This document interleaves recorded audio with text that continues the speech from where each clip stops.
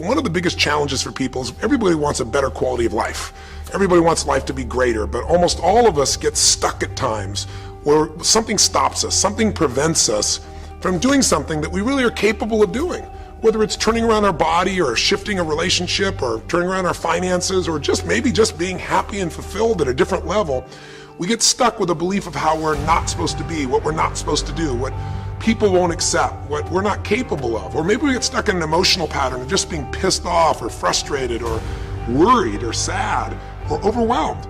Sometimes we get stuck, not so much in anything but some habits of doing things a certain way. And what a breakthrough simply is that moment in time where there's an opening. And the opening can come from a conversation, it can come from meeting somebody that inspires you, it can come from an insight, it can come from watching a movie and being moved emotionally at just that right moment. It usually comes because something kind of clicked inside of us. Something snapped us and made us look at life through a different filter, in a different way. And it's a real breakthrough because you take that little insight, that little distinction, that little moment, or maybe that little or big emotion inside of you that says, no more, I'm going to change this. And suddenly you do something to make your life better. You break out of the impossibility of life has to be this way or life is controlling me, and you start to take back control of your life. You start to make the shift that creates the quality of life that you really deserve. Everybody experiences extreme stress at some point in their life. I don't care who we are. Something happens outside our control and it hits our life and it knocks us on our tail. It might be a health stress. It could be something with your family. It could be economic, career. It could be something emotional that happens, biochemical. There's so many things. It could be an environmental situation that had nothing to do with you. Every one of us in our lifetime are experiencing extreme stress, and these days, because of the economy and the way we respond to it, the majority of people are experiencing some form of extreme stress, at least according to polls. Stress doesn't come from the facts. Stress comes from the meaning that we give the facts. Yes, those things have happened, but the real question is, if we fight what's happened, we got a problem. We got to decide, what are we going to do with what's happened in our life? How are we going to take this? How are we going to mold this? How are we going to turn our life around? Because when you come up with a new meaning, you get a new life. And we're going to take a look at something from a different perspective. We're going to ask you this question. What is the single force that controls the quality of your life? If there was one gift our Creator has given us, or the universe, whatever you believe, what is it? What is the one power that you have right now in this moment that can change everything? You have it, I have it, we all have it. It's this one singular individual power that can change anything in our life, regardless of what's happened to us. And I know you know the answer. The answer is the power of choice. The one thing we have in this world is we can't control the events, but we can choose what to focus on, we can choose what things mean, and we can choose what to do. Those three choices, those three decisions really control our life.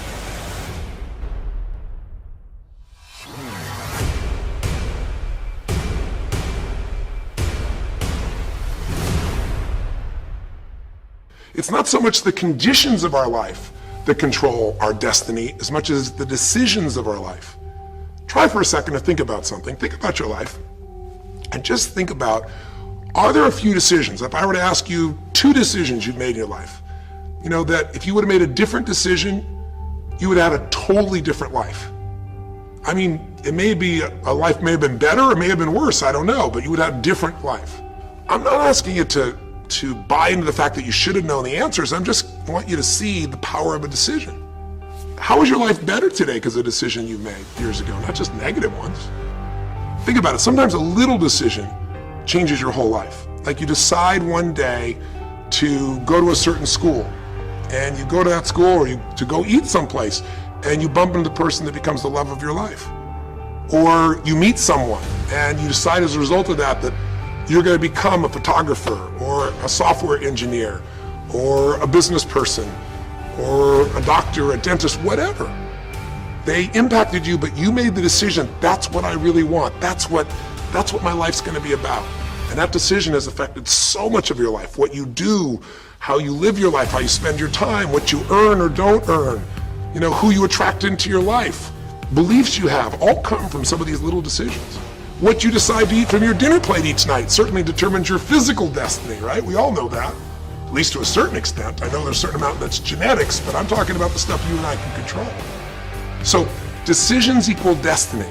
It's not our conditions, it's our decisions. So if we want a new life, if we want a new experience, we've got to make new choices. If you don't like the way your career is or your business is, change it. If you don't like your body, change it. If you don't like your relationship, change you first, because if you change it, you'll bring you to the next one. Maybe it's time to change it too, but change yourself first. If you want to change anything in your life, you have the choice. So there is no right or wrong. I just want to make you aware in this breakthrough session that everything in our life changes the moment we make a decision. And I mean a real decision. A decision is when you cut off any other possibility and you commit to something with everything you've got and you take action. But the big decisions start with little decisions like, what am I going to focus on? Because whatever you focus on, you're going to feel. If you focus on all the things that have been done to you in your life, of course you're going to feel like hell. If you focus on all the amazing coincidences that have happened, things that maybe they were guided, maybe not, but things happen, and because of that, you met this person that's your best friend, your husband, your wife, or because of that, you have this ability, or because you were there that day, God, you missed an accident. I don't know what it is, but whatever you focus on, you're going to feel. If you focus on people don't care, and you'll look for reasons why they don't care, and evidence they don't care, you'll find it everywhere. If you look for evidence that people are really good people inside, that at some level we all care about each other, you'll find it. Seek and you shall find. The secret is, have you become conscious about your decision making? Because this breakthrough session is, really, you want to change your life, make new choices. New life comes from new choices, but you got to make conscious choices.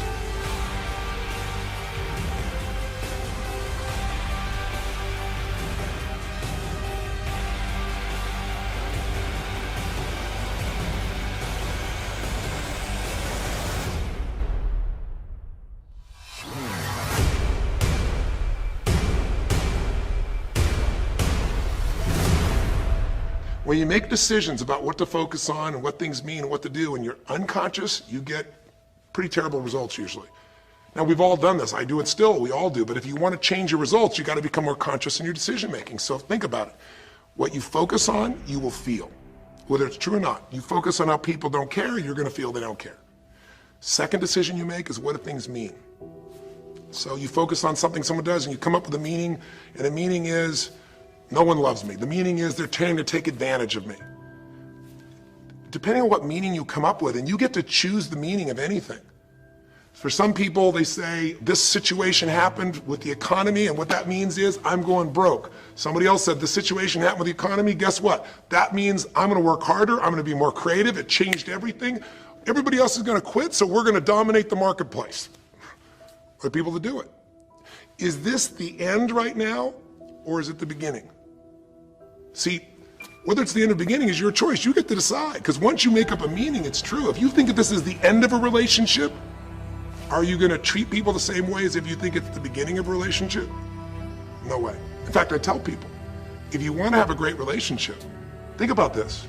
Treat people like you did in the beginning of the relationship, and there won't be an end. In the beginning of the relationship, when somebody says to you, would you take out the trash? What do you say? Of course, take out the trash. You're happy to do anything, right? But after about 6 months or 6 years, you go take them out the trash. You go, what do you mean? What, I look like your janitor? Take out your own trash. The meaning we give things is very different, and so we feel different, and our life is different. In the beginning, you'll do anything for someone. Now you make up a new meaning. Why should I have to do that for them? Little choices, like what to believe about yourself, what to believe about other people, whether this is the end or the beginning, start to affect your whole life. And the third decision we make, we decide what to focus on, most of us unconsciously. We decide what things mean, and the third thing we decide is, what are we going to do? We decide to quit because it's overwhelming. We decide to get strong and focus. We decide we're going to turn it around. We decide to wait and see. Ultimately, your destiny is determined by what you do. So, for example, what do you do if somebody comes to you one day and says, you have a tumor? Again, I've had that experience. I use that as a reference point because I've had a lot of intense experiences in my life, but that was one of the more intense ones for sure. Had many, but that was very intense. You know, first, what do you focus on? Do you focus on it's over? Do you focus on why me? Do you give it a meaning that says, I'm gonna die? What do? Do you just go through traditional therapeutic approach?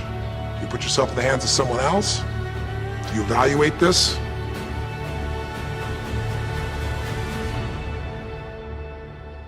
Do you get a second or third opinion? Your destiny is determined by your decisions. Now, if you're a guy like Lance Armstrong, you focus immediately on, I gotta find a solution. The meaning you come up with is, this is the ultimate battle.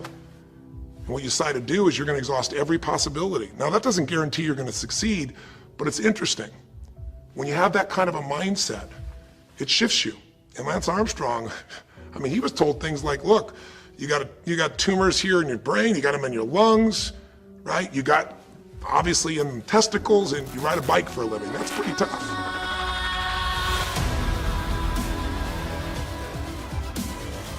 But he made it through all of those pieces. Now, am I saying because he made the right choices?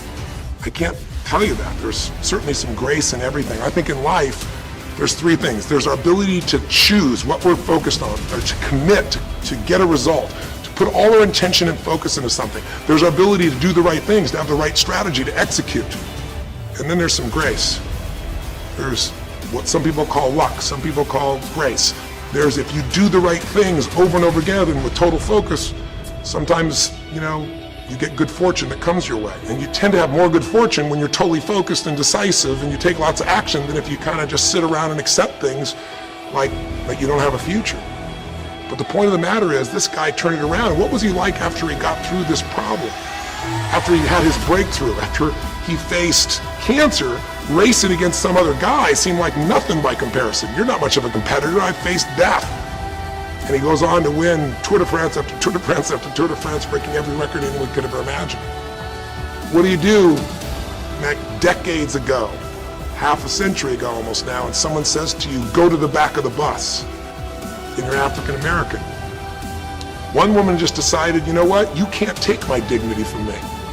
I can only give that up, and I don't choose to give it up, and I will not go back to the bus. The answer is no.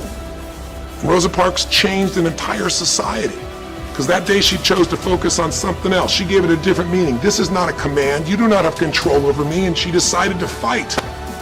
And she changed the direction of a country and of many other countries. She started something.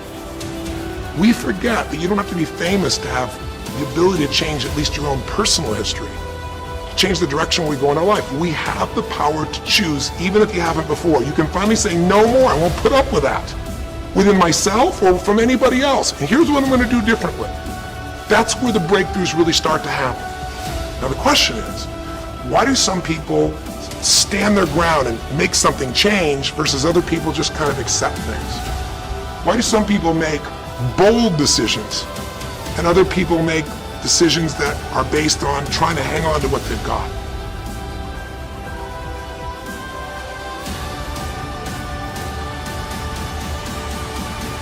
Because when you can change your decisions, you can change your life. When you can change the force that controls your decisions, you can change anything in your life.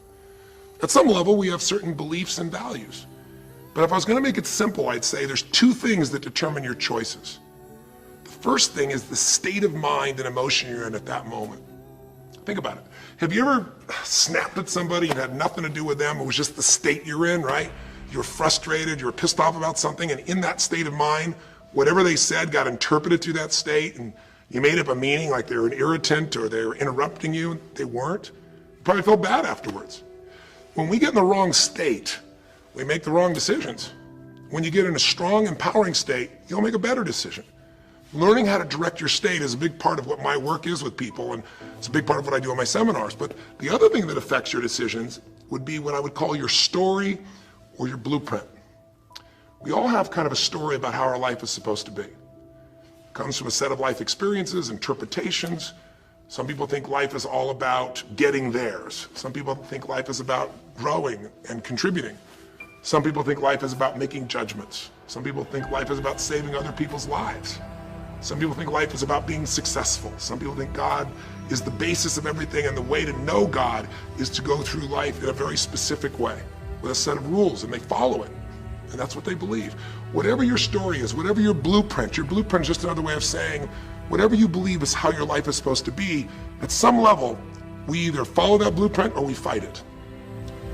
If we follow it or we fight it, we're going to find that we're going to bump into things in life where life isn't always the same as we expect it to be or think it should be. And that's where we start to experience stress.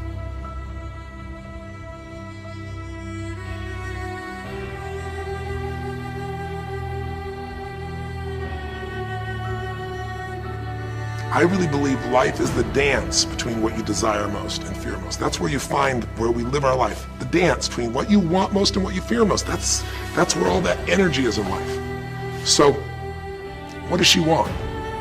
She wants to be famous. She wants to be able to sing and have everyone hear her voice and be able to touch everyone. She wants to contribute. She wants to share her gift. And she definitely wants to be famous and successful. She needs to be closer to her children. And one of the big challenges in life is oftentimes what we want and what we need are two different things. She has 5 boys. They're all extremely young, as I'm sure you saw. And she has a husband. And while they're all supportive of her going on this journey, somewhere along the line, she lost that connection to what was most important.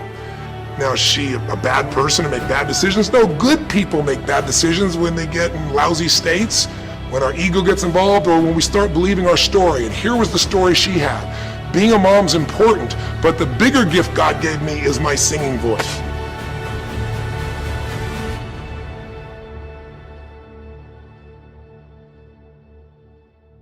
And once we get seduced into a particular story and we start to believe it, it takes a hold of our life and it controls all of our choices. And then pretty soon, bad choice on top of bad choice on top of bad choice starts to affect our life. Can you relate? How many times you've made some choices that you wish like hell you would have made a different decision back then, or that no one ever knows the stupid decisions you made? I know I can relate to that.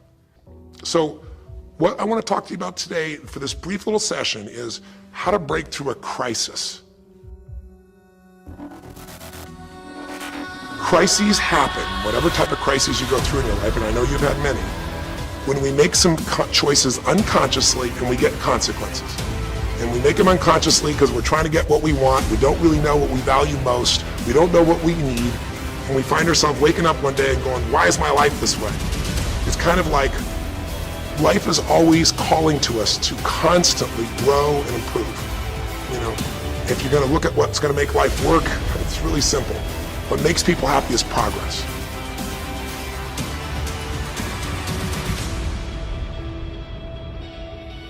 We're happy when we're progressing. If you're overweight, but you leave today and you say, you know what, this breakthrough thing, what I got out of today for me more than anything else is, I've been stuck waiting for some magical diet, some magical exercise plan, some magical time in the future when we have more time. There is no more time. I don't need to wait for that. I'm just going to make a decision today to get started. I don't need to go out there and go interview 20 trainers and get online.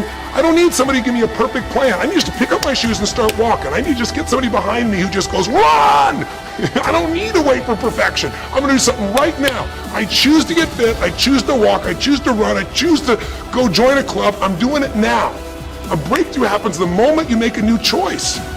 And you don't have to wait. You can just get yourself in a new state. Maybe this tape will get you doing, or just have to have a new thought that says, you know what? I made choices in the past. I'm overweight because I chose to eat this and this. I'm not going to eat it anymore. I'm changing now. You can change your whole life real fast with just a few choices. But if you don't make the right choices, eventually you're going to face a crisis. Crisis is when you made so many poor choices that sooner or later life shows up, and instead of asking gently for you to change and improve, to grow, to make progress, to be happy, life, when it's a crisis, now demands change. It isn't asking anymore. We borrowed money as a society and we overspent and we talked about changing and we knew we had to change, and now a crisis happens and guess what? Nobody has a choice. The game has changed. And what crisis does is it melts us down. It melts us down so that we can recast our life. We can remold ourselves. And usually on the other side, our life is greater because as we go through that crisis, we have to grow. Everybody wants change, nobody wants to do it. Everybody, I should say, wants progress, but nobody wants to change.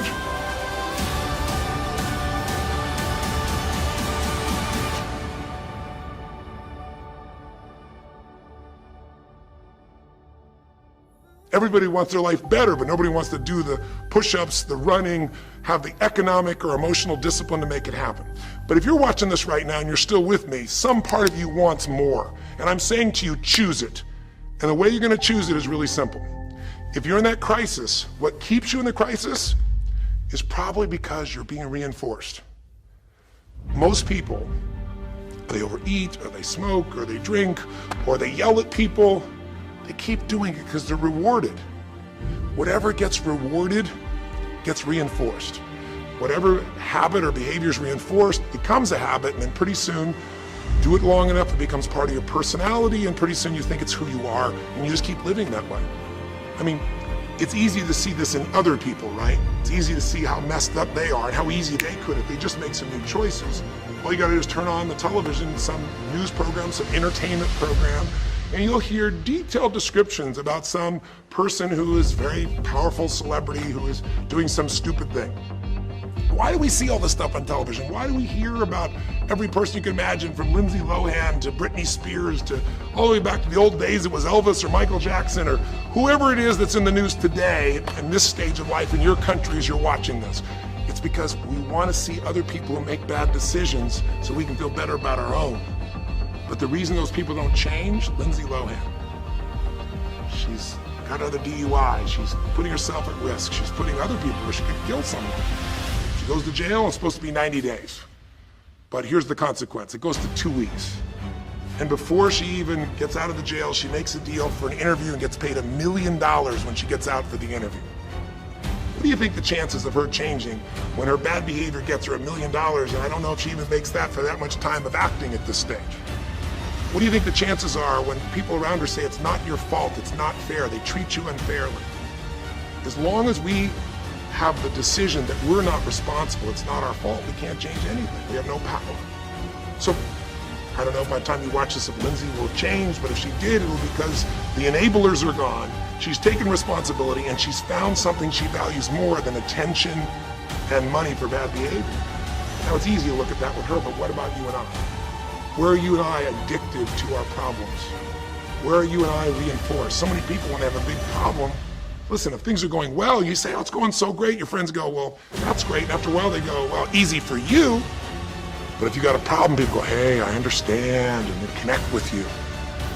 Where do we get addicted to our problems? If you want to make a new choice, if you want to make a new decision today, if you want to have a breakthrough in some area of your life, you got to give up the story that it's not your fault, and you got to give up the attention and the love and the connection and the commiserating that comes with it with other human beings. Here's how you change. 5 simple, quick steps, and then I'm going to give you a little tool that if you want to, you can go online and really make a change with. If you're going to change your life, step 1, I don't care if something has happened to you. You know, somebody has spilled oil all over where you fish. It's horrific. It's disgusting how they've dealt with it, but it's happened and you got to deal with it. Something's happened. Someone in your family's been injured. You've lost your job. I don't care what the problem is. If you're in a crisis, step number 1, see it as it is, but don't see it worse than it is. Now, what do I mean by that? I don't mean be some Mr. or Miss positive thinking. By now, if you spend any time with me, you know I'm not about that. I'm not here to tell you, go to that garden and chant, there's no weeds, there's no weeds, there's no weeds. Doing affirmations is not going to change your life. You got to go see where the weeds are and pull them out. My point is simple. You got to see what the problem is, but you can't make it so horrific that you just give up. Today, this is the first generation in almost 100 years of Americans who now believe, the majority of Americans now believe, that the quality of life for themselves and their kids in the future is going to be worse than the past. They have, in other words, nothing to look forward to. 63% of the US as of today. Wow. When you start thinking there is no future, you go into what we call learned helplessness, a place where you just kind of give up. And if you get to that place of giving up, then you have no power over your life. That's when people get depressed. That's when people do crazy, stupid things. That's when people want to turn to drugs or alcohol or sometimes suicide or just total frustration and anger, and their life starts to do the opposite of a breakthrough. It becomes completely stuck and in pain or in ongoing suffering. If you and I are going to break out of that, we got to see it as it is. We're not here to be positive thinking people. You got to see what's really going on. But if you're overweight, you can't say to yourself, well, I'm big boned. That's not why you're overweight. You're overweight because you don't work out, you eat certain things, you eat Cheetos all day long, watching TV. I don't know what it is you do, but I know it's not just because you're big boned. You don't want to make it so it's outside your control or you can't change it. So see it as it is, but don't see it worse than it is so that you have no reason to try. Does that make sense? That's the first step. Step 2, get to the real truth and deal with it. Don't just see it as it is and not worse than it is. Don't just like balance it, but now get to the truth. I mean, listen, if the truth is you've been trying to get a job for 2 years and you truly have worked every day in a particular industry, and the number of jobs in that industry have shrunk down, and you really aren't getting that job, then you might have to look at the truth. The truth is you might have to retool. You might have to say, gosh, the industry I'm in is gone. I mean, gross, simplistic example, but for years, vinyl records were around for 85 years. It was a gigantic industry. And things came and went. During the vinyl record time, what happened? Well, remember those 8-track tapes? Are you ancient enough to remember those things? Maybe you know somebody remembers those things. These big boxes, you push it in and out. Yeah, 8-tracks came and went, vinyl records were still here. And then cassette tapes came, right? And cassette tapes were smaller and more compact and more convenient and more seemingly indestructible. And they came over here and vinyl records were still selling like crazy. If you had a job in vinyl records, you kept it. But then a little thing came along called the CD. And when that happened, almost overnight, you saw an entire industry that's been around almost a century was gone. If you were the guy that worked in the vinyl record factory and knew everything about it, it was the second generation, didn't matter. It was over. And now we laugh about a CD, right? Because everything in this digital world you can have instantly. Who wants to put it on a CD? Pretty rare, still available. In vinyl records, maybe there's a small market of people that are collectors, but it's gone. My point is, if you're in the vinyl record business, you got to tell yourself the truth. You got to see it as not worse than it is, but you also got to get the truth and deal with it. You got to deal with the cards you're dealt. You're going to have to retool. You're going to have to change something. You might have to move. If you live in the Gulf, and I don't support anything that's happened there, who could? It's unconscionable what's happened with BP. But if you live in the Gulf and you're a third-generation fisherman, and you fish for oysters, and they're dead, you better get to the truth. Are they going to be dead for 2 years or 10 or 20 to the best of your ability? And you might say, well, I can't do anything else. I can't. I'm a third generation. This is all I know. Yes, you can. Get to the truth and deal with it. Deal with the card you're dealt with. You got to deal with it, sure, I'm sure legally, but in the meantime, you got to take care of your family. I'm not saying this off the cuff easy because I've been in those situations where it's impossible, it's unjust, it's wrong, but I still got to deal with it just like you. Am I making sense? It's like, you might say, I've lived here my life. You might have to move. You might have to fish someplace else. You might have to, I know you still got to deal with all the consequences, but you got to take back control of your life. There are unjust things that happen, but you got to take control. Easy for me to say, I'm not sitting in your shoes, I get that. But who hasn't experienced some form of injustice, someplace? Who's not dealt with something unfair? Who's not dealt with something that wasn't meant to be unfair, but it affected your entire life, your career, your finances, whatever? You got to tell yourself the truth, and you got to get to dealing with the reality right now. The longer you wait, the longer the crisis will be. If you're having an economic crisis, got to deal with it. Got to downsize, right size, do whatever it takes. And I say, okay, Tony, well, so far you're telling me don't allow myself to make it so bad I don't try, see it as is, but don't make it worse than it is, and you're telling me get to the truth and deal with it. Well, that's nice, but how do I do that? Maybe the third step, more than just getting the role model, maybe to be more specific, is get a vision first. Get a vision and get strong. That's what I think your third step should be. You first tell yourself the truth, yes, see it as it is, not worse than it is, tell yourself the truth and deal with it, but the way to deal with it is say, what am I going to go for? There's got to be a compelling future. I got to come up with a vision for my life, or a vision for my relationship. I've had terrible relationships, nothing's worked. Tell yourself the truth. I've made poor choices, or I told myself stories and gave myself excuses, or I've not had the courage, whatever it is, get to the truth, and then get yourself a vision for what you do want. Because you have to have something you're going to move towards. Does that make sense? Without a vision, people perish. It says in a very good book, called The Good Book. I know there are many good books, but that's a good one to take a look at. We need something to go for. We can deal with any problem today as long as there's something that we can look for in the future that we can strive for. It'll give us the emotional and psychological fuel, the juice, to keep moving forward.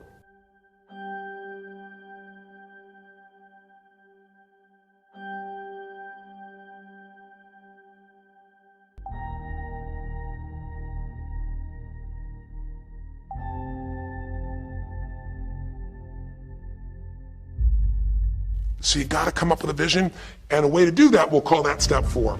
Get a role model. You might get the vision from a role model, you might get the vision just from coming up with a new idea. But in order to figure out how to go from where you are to where you want to be, to close the gap from where you are to where you want to be, it's best to learn by other people's experience whenever you can.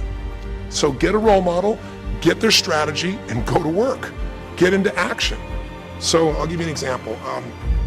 years ago, when I was first starting to try to figure out how to build myself financially, I grew up at a time when, just as I was starting to do well, this big recession happened. And I remember I was like 29, 30 years old, I think, and maybe 31. And I was doing okay. And then all of a sudden, there were all these business challenges because we went through this severe recession back in those days. And I remember at the time, everybody was downsizing and freaking out. And I thought, you know what? I don't want to just settle for this. I want to find a way to do well.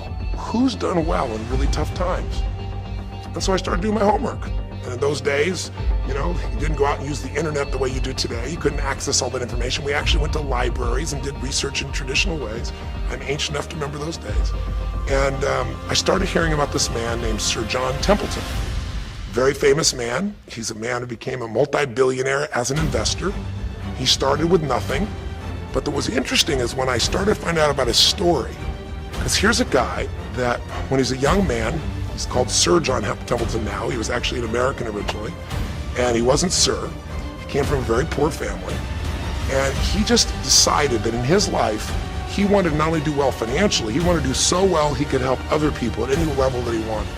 And today, by the way, he's passed, but before he did, he created the Templeton Fund, and he also created a fund that now delivers money, gives money each year, Templeton Prize, to people that do good spiritual works, and it's larger than the Nobel Prize, and it continues to go on. But the guy started with nothing, and here's how he did it. Listen to me now. The reason I look for him as a role model is because he made all his money in the worst of times. He made all his money when people were going through the equivalent of the deepest recession or depression possible. His whole belief was, and this is different than almost anybody else you see around you, was pessimism was the secret to success. That what he wanted to do was make money when people are most pessimistic. Because when people are optimistic, they want you to pay for their house a huge sum of money. But as they start getting more and more pessimistic, where pretty soon they think they can never, the house is the worst thing to have, they'll virtually give you the house. They'll virtually give you the business. And so he made all his money starting in World War II. When the war broke out, when Hitler invaded over in Europe, he took all the money he had and borrowed total money of $10,000, a total amount. He bought with $10,000 every stock on the New York Stock Exchange that was $1 or less that he thought might be useful, including some companies that looked like they're going to be bankrupt. But he did it when people were the most pessimistic. Because if you recall, it looked like Hitler was going to take over. It didn't look like we were all going to be the winners. It looked like Hitler was going to dominate. And when people were that scared, they would give up anything they had just to get a little bit back. And so he bought all the stock that eventually made him a multi-billionaire. He became a billionaire because after things changed, after the war, just 5 years later, and the economy started to surge, everything changed for him. Where do you think he invested next after World War II? Where was a country that was pummeled, that was down, the factories were basically turned into mud? Japan. You could buy things for pennies in Japan that would have cost you hundreds of thousands of dollars before, and he did. When everyone was most pessimistic, he went and did well. And then he sold when the 80s surged and when everybody thought Japan was the greatest country on earth and had the biggest businesses. He sold and made his maximum profit when people were overly optimistic. He did the same thing down in South America when inflation went crazy. This man spent his entire life basically having a strategy of how to succeed when everybody else was scared.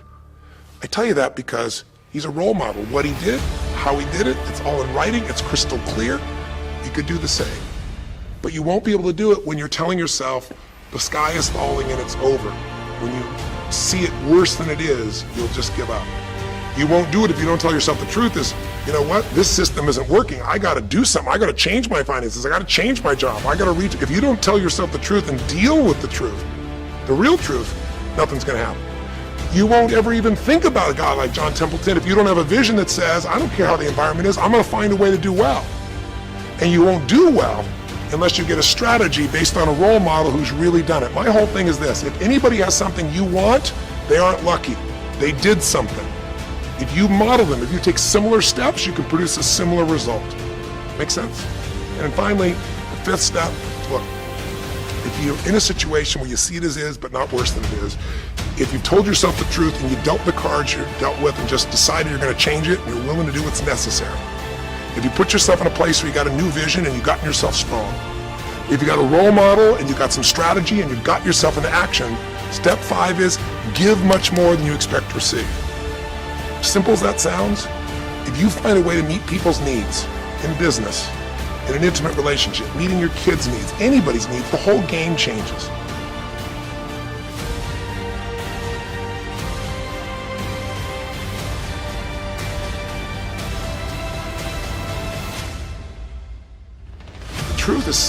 The truth will set you free, but first it'll piss you off. It doesn't feel good, but not feeling good is sometimes where you get your drive to change things. Deal with what is, without exaggeration, with total honesty, dealing with the cards, coming up with a vision, finding yourself a role model that shows your strategy, work your tail off, give, keep changing your approach, and you can get where you want to go. Make sense? Now that might sound like a lot. So to get you started, here's what I'd like you to do for this session. Start out if you want by taking a big crisis or problem you have and going through these steps. Saying, okay, what's really true? And let me exaggerate, let me stop the exaggeration. Let me not make it worse than it is. Just let's define what's true. Let's stop the story, just here's what it is. We got this much financial challenge. We got this physical challenge, whatever it is. And then you go to step 2. All right, let's find out the truth. Let's get the details. Let's get the details and figure out what we're gonna do. And then here's where we're gonna go. This is where we're gonna eventually get to. It might take us longer to get where we wanna go, but we're gonna get here. Who's done it that we can model, that we can follow the steps in, who can coach us? And let's just work our tail off and change every day.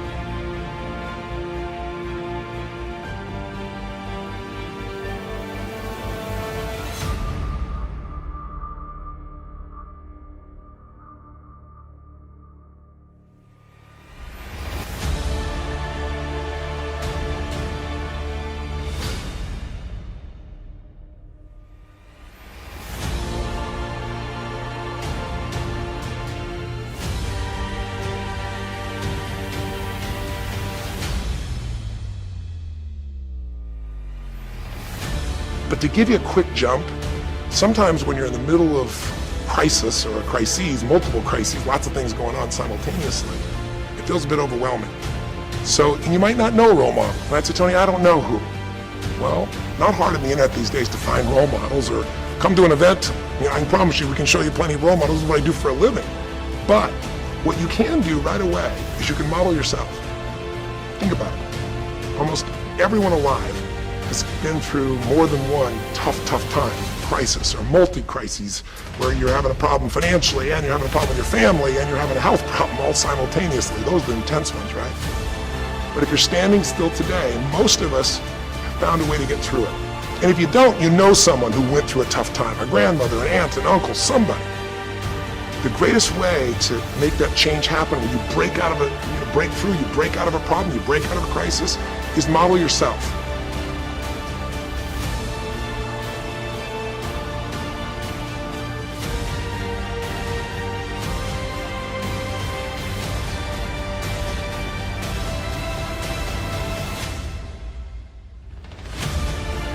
What's been one of the toughest times of your life that you did get through? Maybe it was a financial situation, maybe it was a career situation. Again, maybe it was an intimate relationship where you were crushed, you thought you could never make it through all the pain you went through there. Maybe it was a physical challenge, a health challenge. Maybe it was a lack of confidence or ability. I don't know what it was, but what was it just incredibly tough time that you did make it through? You go back and you think about that situation. What pulled you through? What pulled you through that situation? What did you learn? What distinction? Or did you get a strategy? Or was it a belief? Or did you meet someone who helped you? Or was it just somehow you clicked into your faith and you kicked yourself into gear? What pulled you through those tough times? Was it a person? Was it a place? Was it an idea? Was it a distinction? Was it belief? What was it?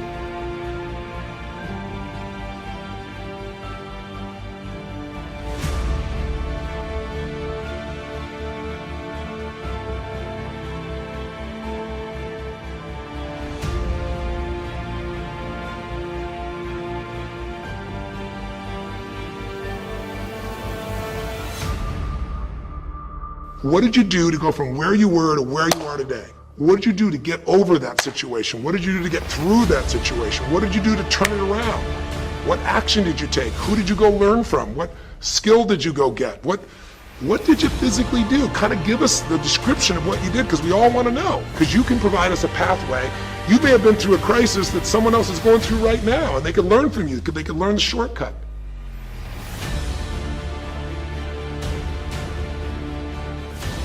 Because you went through this crisis, whatever the crisis was.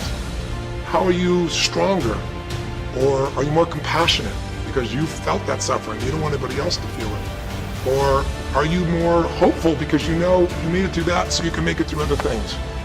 Or are you in a situation where you've got a skill today that you didn't have and wouldn't have had if it wasn't for that situation that made you have to grow? Or are you just happier today because you have a contrast of what life could be like, and so now you appreciate the simple moments?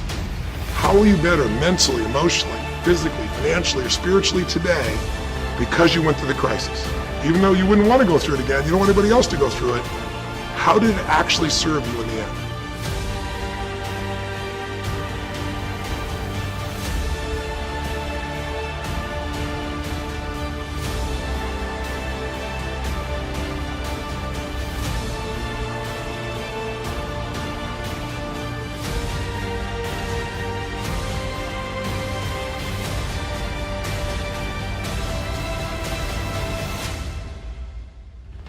Who here has ever failed? Who's here has failed miserably at something you wanted to achieve? When you failed, why did you fail?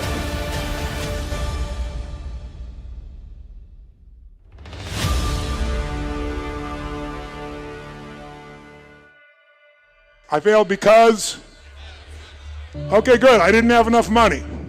What else? Didn't have the right technology. Good, sir. Why'd you fail? I had the wrong people. They say I had the wrong leader. Isn't that interesting? It was the economy, bad economy. Not enough time, didn't have enough time. Now, I asked this question for the first time about 7 years ago. I was at this place called TED. Anybody watching those TED videos? And TED didn't have a website or anything at that stage. It was a very small program. It was done for about 800 people in Silicon Valley, most of them billionaire investors, the founders of Yahoo, the founders of Apple, the founders of a whole series of companies.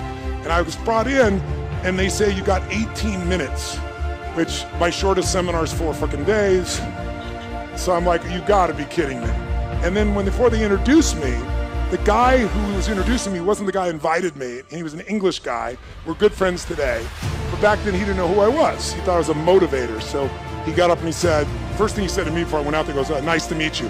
Don't have people do that jumping shit I heard you do. So he wants me to take these dead people and leave them dead in this dark room sitting. And I watched before I got up to speak, and there was a woman who was a genius, and she was teaching string theory, which is one of the most complex things on earth. And they gave her 18 minutes, and people were shuffling their feet. And at the end, they didn't even clap for her. They were assholes. They all thought their shit didn't stink. These are all the achievers of the world. So I walk out there, and the introduction he gives me is Tony Robbins is like a motivator, and he's helped a lot of sports people, so maybe he can, create some energy here. He had a very publicized divorce a few years ago. I couldn't fucking believe it. He really did say that. If you watch the TED video, he cut that out because he's embarrassed. So I got up afterwards and I said, God, it's a privilege to be here. I said, I didn't know that my divorce was very publicized, but my ex-wife was very happy. She has tens of millions of dollars, but I didn't come about that. I came to serve you.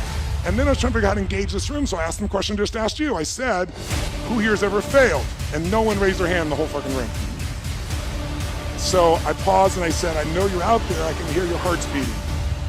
Who here has ever failed? And I demanded an answer, and then a few people raised their hand. I said, who here has ever failed? And now they started complying. So I said, great. When you failed, why did you fail? And they said all the things you said. Didn't have enough time, didn't have the right technology, didn't have the money, didn't have the contacts, had the wrong people. The people said we had the wrong leader.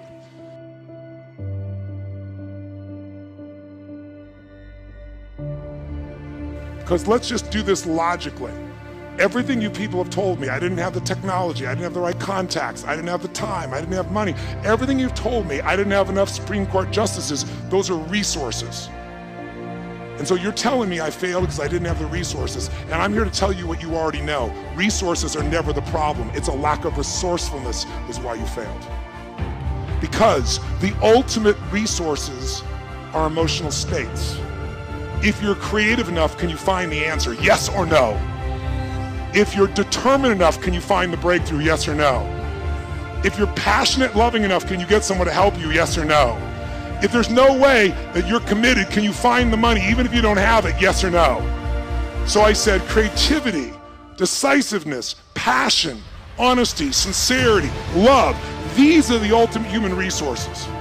And when you engage these resources, you can get any other resource on earth. And I said, so you told me all the resources you're missing and you hypnotize yourself into believing that you don't have what you want because you don't have the resources, when the most successful people in history had no resources, but they were incredibly resourceful, so they got the resources. Resourcefulness is the ultimate resource. And if you don't have what you want, stop telling yourself the story because you don't have the money, you don't have the time. That's bullshit. It's because you haven't committed yourself where you would burn your boats. If you want to take the fucking island, burn your fucking boats, and you will take the island, because people, when they're going to either die or succeed, tend to succeed. But most of us give ourselves a way out, and that's why we don't have what we want.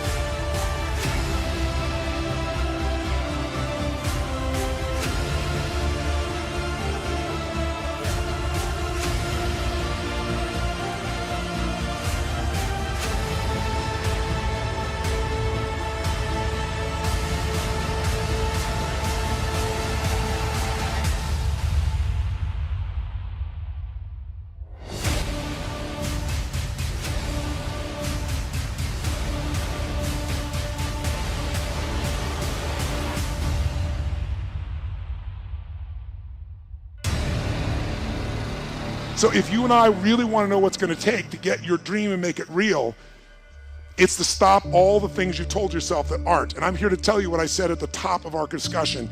80% of success is psychology and 20% is mechanics. That's true of running your business. That's true of your intimate relationship. That's true of your body. That's true in your level of happiness. So you got to know the 20% because that gives you the edge, right? Those strategies, but you got to know the psychology. If you're in business right now, there's a few things. The chokehold, since, again, how many own a business? So I'm real clear. Really do own a business. You're not thinking about it, you own one. Raise your hand so I can see. Shit, most of you, I'm impressed. So if you own your business, I'll tell you right now, the chokehold on the growth of your business is you. It is not your people. It is the leader of this organization. The leader is the chokehold, and the chokehold comes in one of two forms. Your psychology. You think you've tried everything. You've tried everything but what fucking works. Who knows what I'm talking about here, right? Or it's a skill that you're missing. Like you really are incredible at writing code, but you don't know shit about accounting and finance, and it's eating your business alive. Because I gotta tell you, 96% of all businesses in a 10-year period of time go under. Only 4% make it. By the way, make it doesn't mean that you succeed and have any money, it just means you're still standing. 4%. And by the way, after 10 years, you're set, right? There's no more challenges. Ever heard of a company called Lehman Brothers? Right? 100-year-old company. If you took their gross revenues and added them up, it'd be $1 trillion over the decades. $1 trillion with a T, and they're no longer here. That's how competitive the world is today. So if you got into business and you're in it right now, I love you, I respect you as a brother or sister, and I know you're a crazy son of a bitch just like me. You have to be. Who gets in a sport where the longer you play, the more likely you die? You're a gladiator if you're in business. A gladiator goes out there and they know every time I go out I can die, and the longer I stay in the game, the more likely I die, but every day they go out to win. That takes an incredible psychology. But in that psychology, we bump onto limits, and that's what you gotta shift. And if your psychology is solid, then you gotta say, where are the skills I'm missing? Because that's equally important.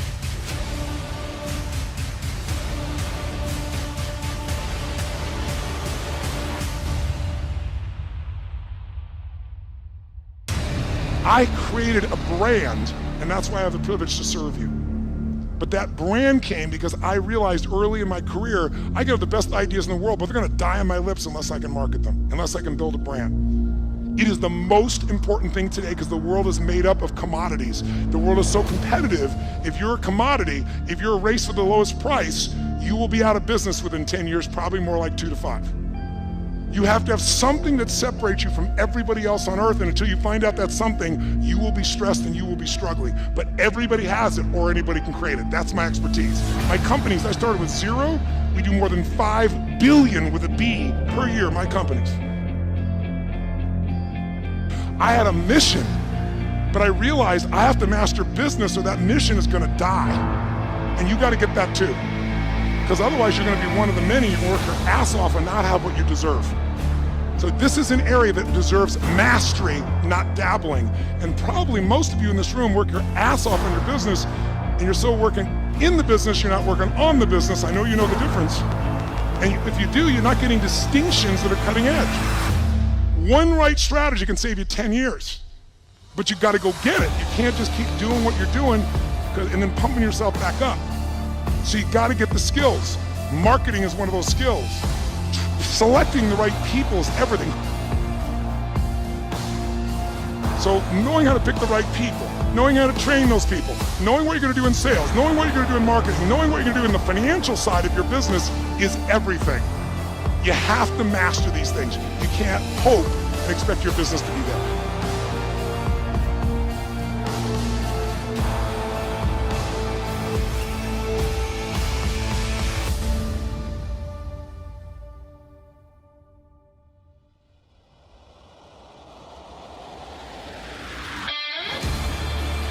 A breakthrough is when there's something you struggle with for a long time. You say you're gonna change, you say you're gonna make it happen, you're gonna lose that weight, you're gonna grow your revenues, you're gonna make that profit, you're gonna make something happen, you're gonna find that relationship, you're gonna stop smoking, and you get right near the edge, and then you pull back. Who's done this multiple times before, but then finally had a breakthrough. You broke through and actually changed it. Say I. So jot down what a breakthrough is, and let me give you the 3 steps of it. A breakthrough is a moment in time. That's what it is. It's a moment in time. It's a moment where suddenly what was impossible becomes possible. For that to happen, for the impossible to become possible, and for you to have action that's going to get results, really, I found over the years, any kind of breakthrough that you're going to have requires 3 things to it. And if you never see me again, and you're ever in a place where you say, I'm sick of fighting this, I'm sick of not getting results I want, I don't want to just learn more, I want to break through. If you remember this and go back to this simple formula, and by the way, I've made this simple purposely. You know why? Complexity is the enemy of execution. The more complex you make it, the less likely you're going to execute. I'm so good at getting people to do things because I make it so damn simple, you can't miss it. So let's do it. What's it going to take to have a breakthrough? Before I tell you, let's have you think of an area where you once fought and you finally had a breakthrough. For you personally, what's an area where you pushed and pushed and pushed, you couldn't do it, and you finally made yourself do it and broke through?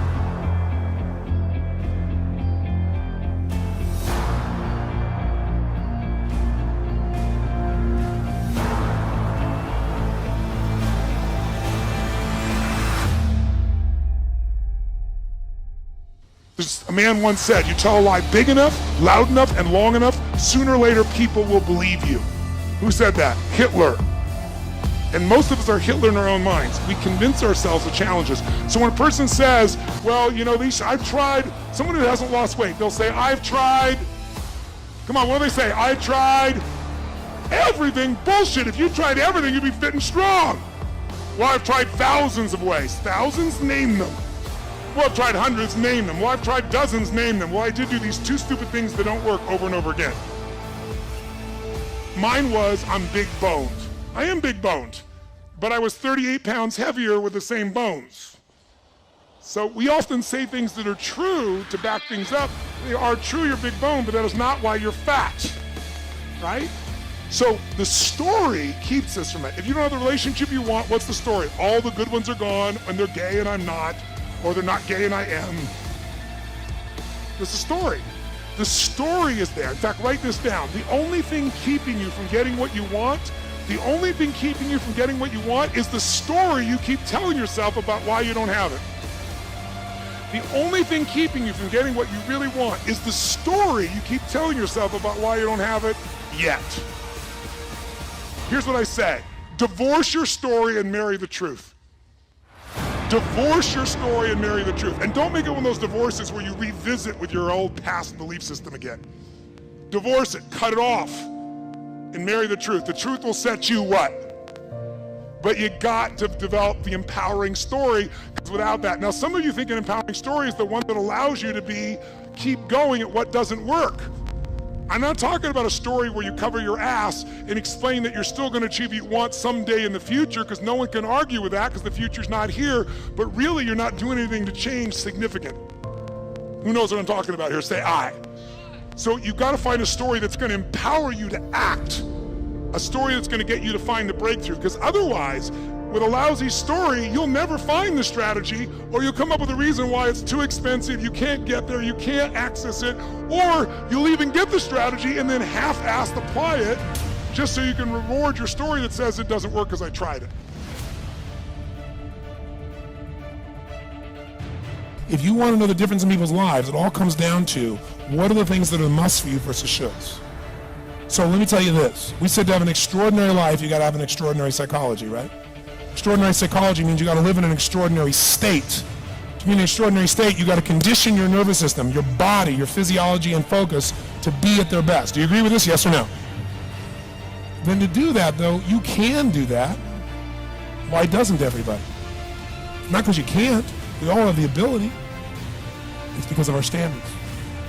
I remember a time early in my career, I was about 24, and I went to do a seminar in Boston. And in those days, a big seminar for me was like 125 people. It was a 3-day seminar, and we worked around the clock, and people made such extraordinary changes in their life. And at the end of it, I was feeling so fulfilled. I was thinking, my God, I'm 24, maybe 25 at the time. And I am so happy because I have found my mission in life. I'm doing what I love. It's making a difference in people's lives. This is extraordinary. So we finished about midnight on the Sunday night. And around midnight, I'm still wound up, so I don't feel like going to bed. So I decided, okay, let me take a walk here, and I decided to go through Copley Square. If you've been through Copley Square, it's a pretty neat place. Because in Copley Square, you can look up and you can see buildings that were here before we were known as the United States, and beside them you see skyscrapers that are new. It's a pretty cool place. So I'm walking around midnight on Sunday night. There's nobody in Copley Square midnight on Sunday night. And I'm walking along, and I see this guy in the distance, and he's kind of stumbling back and forth between the gutter and the sidewalk. He has a long trench coat on, his head's down like this. He's holding a brown bag, and I can start to smell him even before I get there, and I'm thinking, this guy's obviously drunk. And as I started to get closer, I thought, I bet he's going to beg me for some money. And sure enough, whatever you focus on life tends to happen, doesn't it? So sure enough, he gets real close to me, and I thought all of a sudden he wasn't going to do it. All of a sudden he popped his head up. It was really weird. Mister! He had this really bizarre looking sounding voice. He went, Mister! Could you loan me a quarter? And I thought, do I want to reward this behavior? And then I thought, I don't want him to suffer. Do you have this dilemma sometimes? Like, I'm not here to judge. So years ago, I finally decided I always just give. Even if the person's pulling a scam, that's for them to deal with. If I have the ability, then I give. And so I thought, but could I teach him something? So I asked him a question back. I said, is that all you want is a quarter? So he goes, yeah, just 1 quarter. 1 quarter changed my whole life. 1 quarter. I said, really? He said, yeah, 1 quarter. So I reached in my pocket, and I pulled out my money clip. And in those days, I was, very young, just starting to succeed. And my original mentor was a man named Jim Rohn. I don't know, how many have heard of Jim Rohn? Yeah, he's a great guy. And Jim told me, he said, Tony, look, you've come from a poor background. You got a poor psychology. You got to change it. He said, you don't have any money, so pretend you do. He said, start training your brain. Condition it. He said, go save all your money, get $300 bills, and put them on the outside of your money clip, even though you only have $5 in between them. So every time you put it out, you'll see that, you'll feel inspired, you'll feel better. He said, you'll feel better, you'll do better. So I was like, okay. So I did. So I pulled my money clip, and sure enough, I got $300 bills in. I made sure he saw the bills. So I'm tearing through that, right? Looking in between there, see if I can find some change. But I made sure he saw it. Sure enough, he's looking at the $100 bills, checking it out. I find the quarter, I pull it out, take the money, put it in my pocket. I notice he's watching my hand going into the pocket. I took the quarter and I looked at him and I said, sir,